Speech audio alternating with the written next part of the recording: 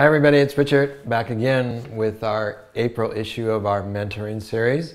In the earlier session for this month, we talked about elevations, and now we're going to talk about lighting. Lighting to me is probably the most critical aspect of any design project.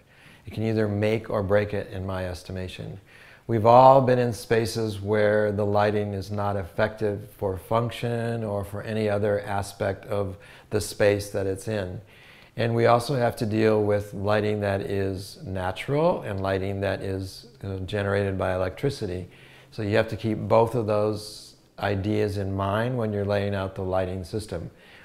Recently, working on the new design project, the home faces in a direction where it gets very little natural light, so the entire back of the house, even on a sunny day, is not a very pleasant place to be. So in that case, we're adding skylights to it to bring in more natural lighting into the project, which is really a part of lighting, despite what many people might think.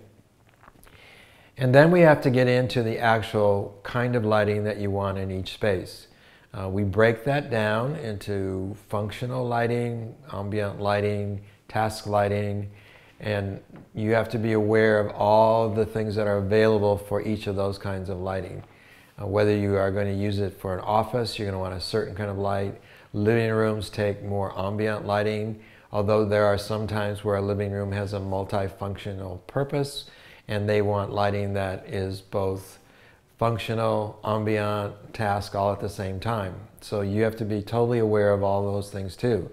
The other thing that's happening in today's world of lighting because of energy codes in Title 24 is that we're going to a system called LED lighting, which is lighting electrodes that are now much more efficient in terms of the actual lighting and use of energy consumption.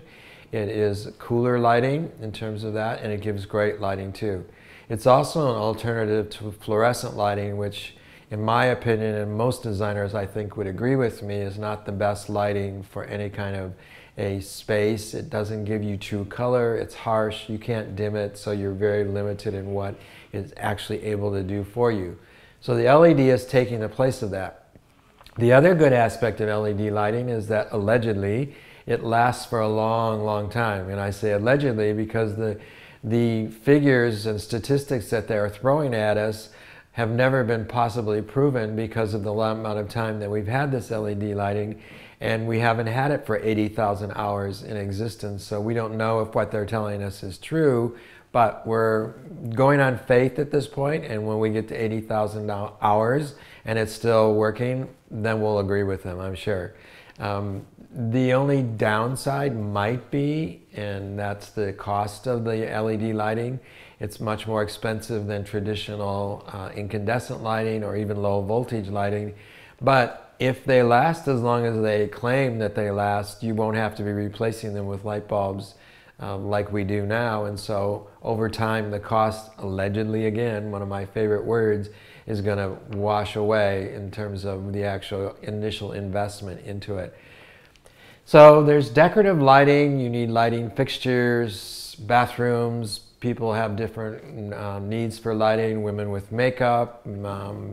There are also lighting for children's rooms and how we're going to do that. I'm purposely not getting into the specifics of which lighting to use there because every situation is different. I would be here forever doing more and more of these sessions and never be able to get to the end of all the different options available to you. So just do your research, find a good source for lighting. I have several great ones that I use here. They're very helpful, but remember, they're a source for lighting. They're not necessarily lighting designers.